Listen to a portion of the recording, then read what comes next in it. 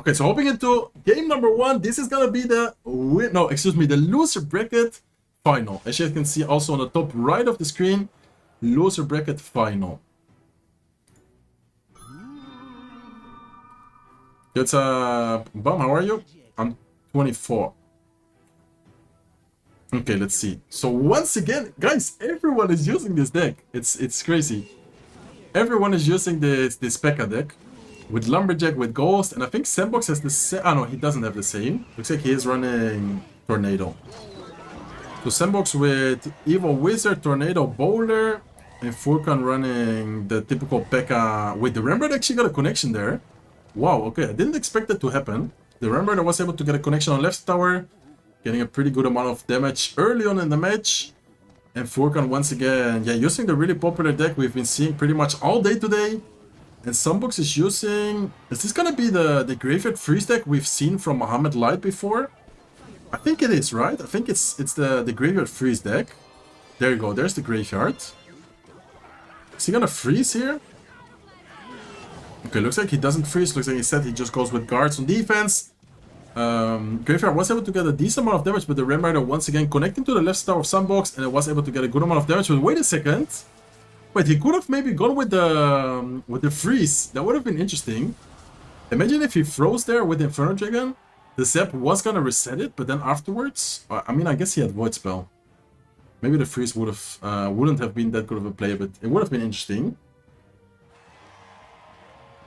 Okay, so Sandbox using the Graveyard Freeze deck. Last card is gonna be Freeze Spell, and Furkan using the typical P.E.K.K.A Ram Rider deck we've been seeing pretty much all day today. So Furkan does end up switching lanes here. Boulder out of cycle, right away goes with a Ghost, right away goes with a Lumberjack, pressuring pretty much with all of his Elixir in the right side tower right here. Is he able to stop? There you go, he is able to stop the Electro Spirit from resetting the Inferno Dragon. And I guess pretty decent defense, but he still took a lot of damage right there. So I'm not sure if he should be cycling the Boulder. I think from this point, Sandbox should just be keeping the Boulder available for defense. Because once the Boulder's out of cycle, we just see what happens. He's just gonna pressure and spam the bridge. And what a nice play. He went Lumberjack left side. Probably Sandbox was like, okay, he's gonna Ram Rider with the Lumberjack. And then instead of Ram Ridering behind the Lumberjack, he went with Lumberjack left side and Ram Rider right side, forcing out a lot of Elixir, but also getting a lot of damage right there. Okay, Graveyard on the left side with guards. In the meantime, the Knight plus Inferno Dragon on the right side. Watch out. Look at the right side. Okay, he does end up defending that. On the left side, he does end up getting a huge connection with the guards, with the skeletons. And this matchup is being really close right now. Really, really close matchup so far. Okay, Ghost being cycled in the back. Inferno Dragon up high. Probably gonna go with a Graveyard. There you go. There's the Graveyard. And if Furkan is able to... Oh, looks like he goes with a Ram Rider. Wait a second. That was a nice Ram Rider. Is he gonna zap the Boulder? Okay, looks like he doesn't zap the Boulder. Instead, he just goes with a Lumberjack in the left side lane, applying more pressure together with the Evil Wizard there. And then the Ghost might be able to get a connection. No, it's not, because Knight is back in cycle again. Okay, Sandbox is doing a really good job at keeping up with the cycle. I thought that the Knight was out of cycle there, but he was able to, cycle back to it. Okay, Evil Wizard towards the right side. P.E.K.K.A up high. First time we're seeing a P.E.K.K.A, and it's being used directly in the face of the Evil Wizard to take care of it. Let's see if he's able to defend the Graveyard though. Freeze being used offensively, and I think that might be a good game. No, it's not going to be a good game. The last two skeletons remaining were able to, or were distracted by the Lumberjack. Okay, Evil Wizard to defend the Inferno Dragon. In the meantime, Lumberjack on the left side defended by the guards. This is such a close match so far. Even though Sandbox has a lot of damage dealt, he doesn't have a big spell. His only spells are Tornado, his only spells is Freeze. Look at the Lumberjack on the left side. He's gonna force out a Tornado. Electro Spirit plus the Evil Wizard is able to get a good amount of damage. Looks like he goes with a Rembrandt. He's gonna have to go with Freeze defensively. There you go, Freeze defensively. And in the meantime, the Graveyard is able to... No, it's not able to connect, but is able to leave it in the range of a Tornado. And the Tornado here in this case is gonna take care of the left side tower. Advances to the grand finals. But if Furkan wins, it's gonna be 1-1, and we're gonna have a game 3 decider match.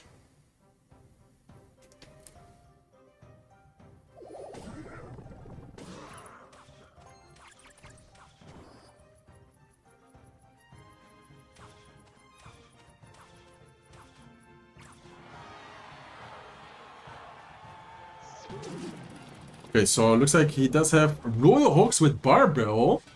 Wait, that could be a potential Royal Recruit stacks, maybe with Flying Machine? Or what else runs Barbell plus Royal Hawks? And then Sandbox looking like the typical, yeah, there you go, there's the Flying Machine. So I think this is gonna be Royal Recruits from Forkan, there you go, there's the Royal Recruits. It's crazy how I see two cards, and I kind of guess the deck most of the times. And then here, Sandbox with the same exact Mortar deck. We've been seeing also a lot from Sandbox today, and also from other players as well.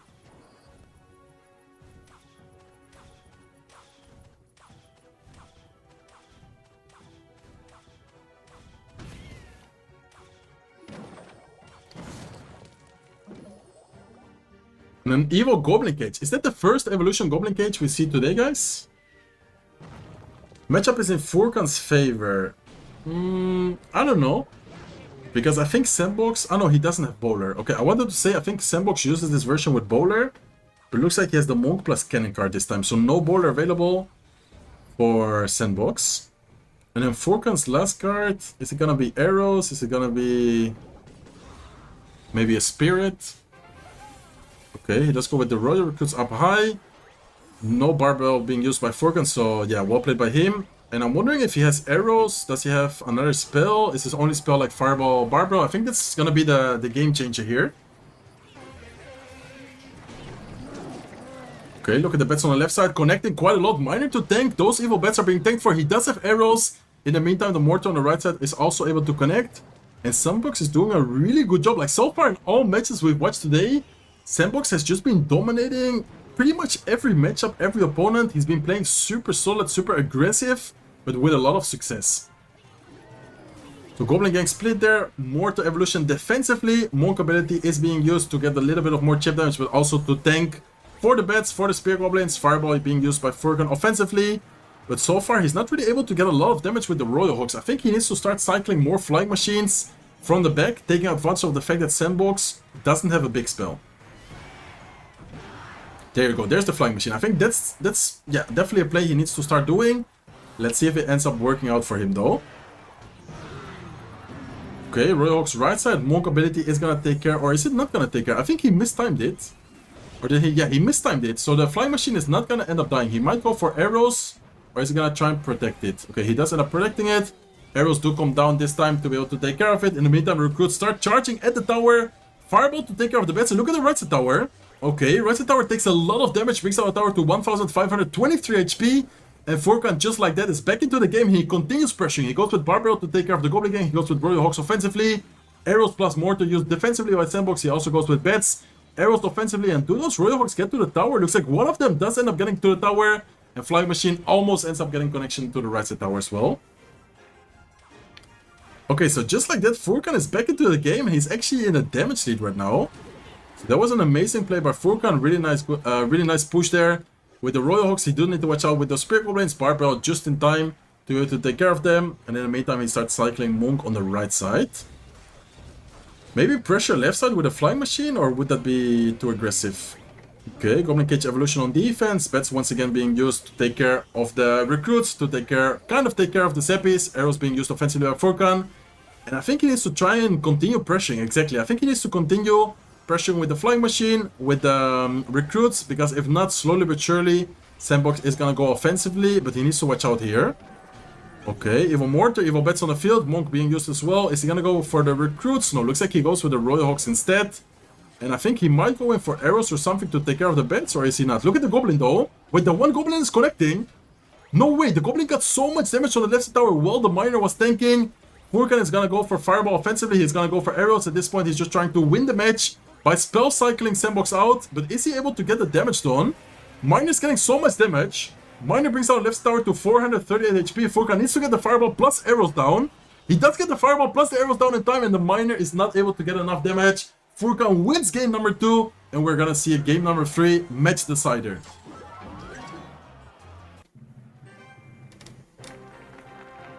Single win. Type 1 in the chat if you think Furkan is gonna win. Type 2 in the chat if you think Sandbox is gonna win.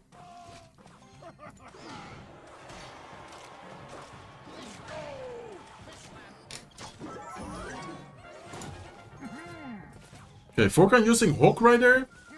Hawk Rider Firecracker. Sandbox is using Goblin Giant, okay. Firecracker with guards and Giant Skeleton. And Sandbox is using... Okay, so I think both players... Well, I'm not sure if Furkan tried to counter... If Furkan tried to counter Cycle, but Sandbox definitely tried to kind of snipe Cycle decks, I think, with his Goblin Giant Dark Prince deck. So far, yeah, nothing much happened. Pretty solid defense from Furkan. He's probably gonna have to drop something against his Fisherman. If not, he's gonna get a little bit of damage. There you go, Ice Spirit in the last second. Nice Ice Spirit. Interesting matchup. Who do you guys think has the advantage here? I think Sandbox does have a really good chance at beating him, but at the same time, he doesn't have arrows available. So arrows not being available in this matchup is definitely gonna be annoying for him, because he's not gonna be able to deal that well with the Firecracker. He's most of the times probably gonna have to spend the Void Spell against the Firecracker, and then he doesn't have the Void Spell to deal, for example, with the Tesla.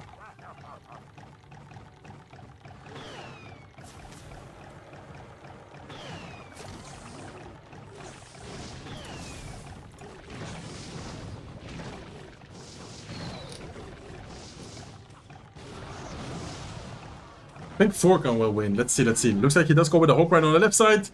Hawk Rider does end up getting two connections. Oh my god, that's a lot of damage, but he does go with the Goblin Giant Evolution on the right side. Dark Prince on the left side is able to connect to the Tesla. Is he able to defend the Goblin Giant spawning the Goblins? He needs to watch out, but looks like he does have the lock available. Unfortunately for him, two of the Spear Goblins do end up staying alive. And because he has Cannoneer, those Spear Goblins end up surviving for quite a long time, getting a lot of chip damage. Cannoneer is a really good card to deal damage against troops like, for example, Goblin Giant. But it's really not that good against troops like, spammy cards like, for example, Goblins and those type of cards. Sandbox can't really defend the the Hawk Rider. Yeah, I don't know. Like, in some situations, he can definitely defend it well with the Fisherman. But if the Fisherman is out of cycle, or if Furkan tanks the Hawk Rider with, for example, the Giant Skeleton, then he can get a lot of damage with those Hawk Riders.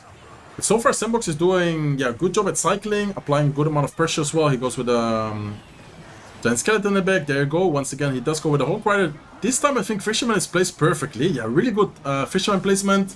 Timing as well perfectly. Be able to counter the Hawk Rider. And so far, Sandbox is slowly but surely getting a good amount of damage on the right side tower. Also with the Void spells.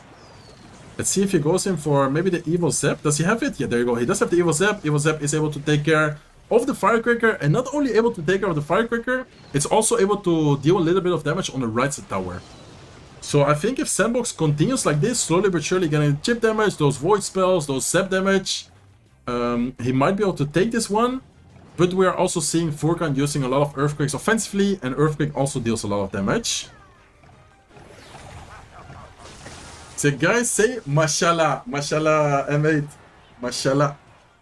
Looks like he goes with Giant Skeleton. Giant Skeleton against Giant Skeleton. Plus the Evil Tesla. Guards being used defensively as well. No arrows available for Sandbox. So definitely, harder to break through these type of defenses when the arrows are not available. Giant Skeleton Bomb on defense is able to get a lot of value against everything. Plus the Evil Tesla. And I think Furkan, if he plays it... Wait, I think he might win this. I think he might win this if he plays Spell Cycle. Because if you guys notice, the Earthquake is able to get a lot of damage. But he also allowing a lot of damage from the Void Spell. I would have loved Furkan in that situation. Play something next to the tower. Because if the Void Spell only hits the tower, it deals way more damage than if the Void Spell hits the tower plus another troop. So I think that's gonna be maybe a game changer here. But look at this match, guys. 30 seconds left. Goblin Giant Evolution. Dark Prince in the meantime on the left side is able to get a connection. Tesla plus guards here to defend the Goblin Giant. Evil Zap being used offensively by Sandbox. Earthquake is being used offensively as well to get more damage. And who is gonna take this, guys? 15 seconds left. The Giant Skeleton Bomb plus Ice Spirit is able to deal with the Skeleton Dragon's Void Spell being used here to be able to get more damage. No Void Spell block, but the Earthquake plus lock damage I think is gonna be enough to secure him the victory. And as you guys can see, Furkan Arawachi is able to beat Sandbox, is able to advance to the finals, the grand finals. Wow.